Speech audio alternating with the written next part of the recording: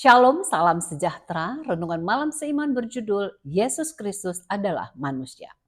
Demikianlah kita mengenal Roh Allah. Setiap roh yang mengaku bahwa Yesus Kristus telah datang sebagai manusia berasal dari Allah, dan setiap roh yang tidak mengaku Yesus tidak berasal dari Allah.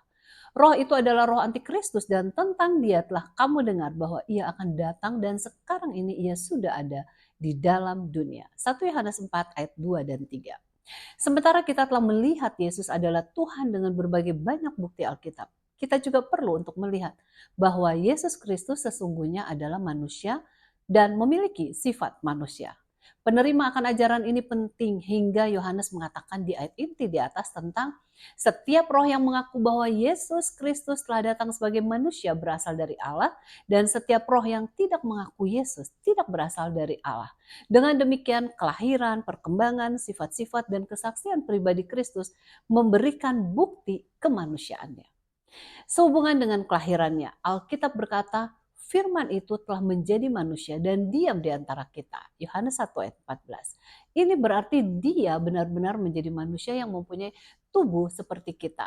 Dalam bahasa yang sederhana, Paulus dalam Galatia 4 ayat 4 mengatakan, tetapi setelah genap waktunya, maka Allah mengutus anaknya yang lahir dari seorang perempuan.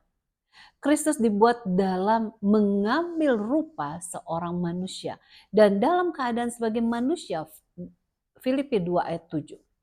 Manifestasi Tuhan dalam sifat manusia ini adalah rahasia ibadah kita. 1 Timotius 3 ayat 16. Silsilah Kristus menunjukkan padanya sebagai anak Daud dan anak Abraham. Matius 1 ayat 1. Menurut sifat kemanusiaannya, ia diperanakan dari keturunan Daud.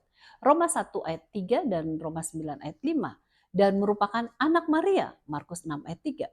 Meskipun ia dilahirkan dari seorang wanita seperti setiap anak lainnya, ada perbedaan besar, suatu keunikan.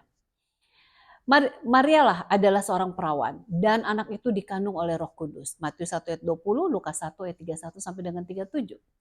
Sementara Yesus tetap Tuhan, dia bisa mengklaim kemanusiaan sejati melalui inkarnasinya.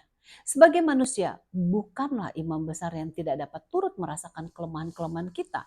Sebaliknya, sama seperti kita, ia telah dicobai, hanya tidak berbuat dosa. Ibrani 4 ayat 15. Kita bersyukur oleh sebab Yesus adalah manusia yang dapat mengerti penderitaan manusia, bersimpati kepada manusia, dan dia adalah manusia yang tidak berdosa walaupun pencobaannya lebih besar dari pencobaan kita.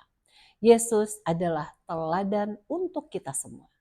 Selama kita bergantung kepada Yesus, kita tidak akan pernah jatuh ke dalam dosa. Kiranya Tuhan memberkati.